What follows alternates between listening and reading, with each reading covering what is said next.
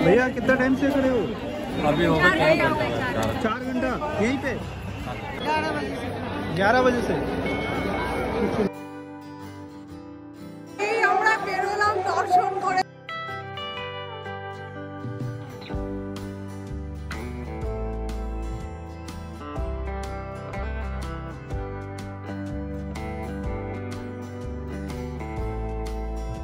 নমস্কার সকলকে। ভারতের সবথেকে পুরানো শহর बनारस। আমরা এখন আছি बनारसे, যেটার পুরনো নাম কাশী।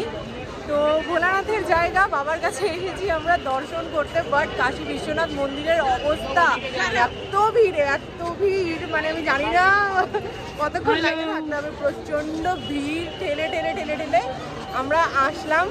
এই যে দেখতে পাচ্ছ লাইন পেছনে, অসম্ভব লম্বা লাইন। দাঁড়াও তোমাদেরকে দেখাচ্ছি। দাঁড়াও, ব্যাপারটা তোমাদের বুঝিয়ে বলছি।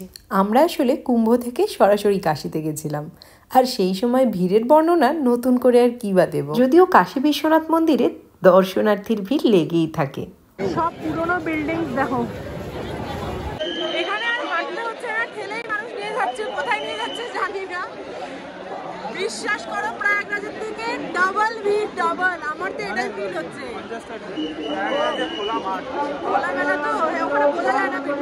হাঁটতে হাঁটতে পৌঁছে গেলাম বাবার দরবারে, মানে কাশী বিশ্বনাথ মন্দিরের সদর দরজার ঠিক মুখেই। তবে যে পরিমাণ ভিড় আর যেটা নিয়মাবলী শুনলাম প্রবেশের, তারপরে মনে হচ্ছে না আর ভেতরে ঢুকতে পারবো বলে। তবে এটাও মানি, জানো তো, বাবার প্রতি ভক্তি যদি অটুট হয় তাহলে প্রলয় এলেও বাধা সৃষ্টি করতে পারবে না।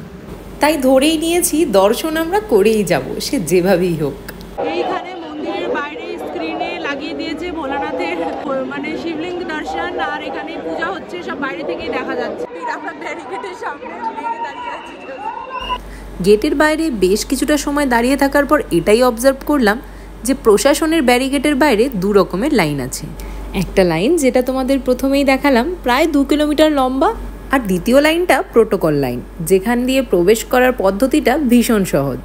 কোনো হায়ার অথরিটি থেকে একটা লিখিত চিরকুট আনতে হবে, ব্যাস সেটা দেখালেই প্রশাসন তোমায় প্রবেশ করতে দেবে। বেশ খানিকটা সময় দাঁড়িয়ে থাকার পর আমরা দুজন ফুস করে ভেতরে ঢুকে যাই।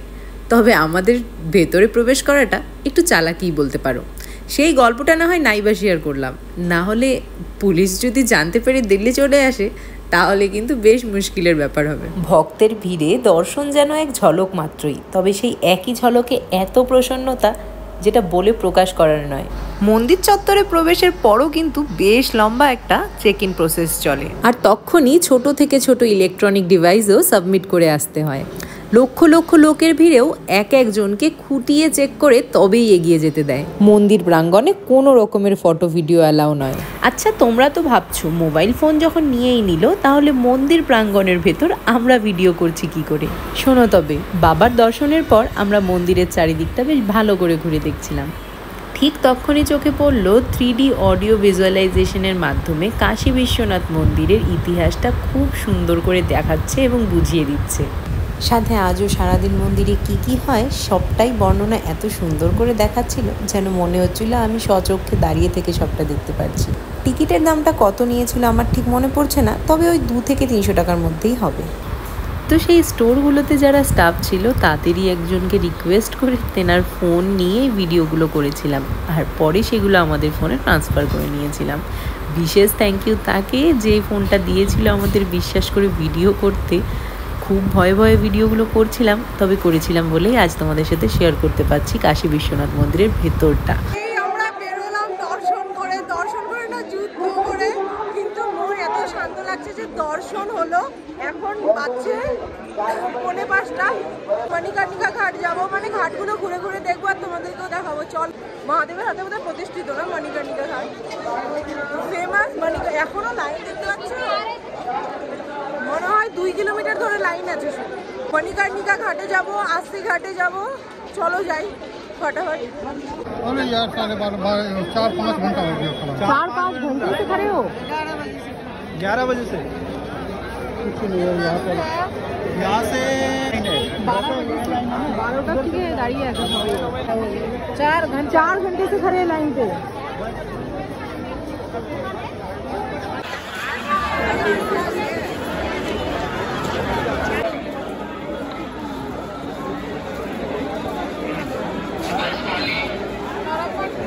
भैया कितना टाइम से खड़े हो? अभी हो गए 4 घंटा यहीं पे? चालू है लाइन। बहुत दूर से आए हो? बहुत भीड़ है। बहुत भीड़ है। লাইন শেষই হচ্ছে না, এখনো লাইন চলছে। আমরা গঙ্গার ঘাট থেকে যাচ্ছি, লাইন কন্টিনিউ আছে।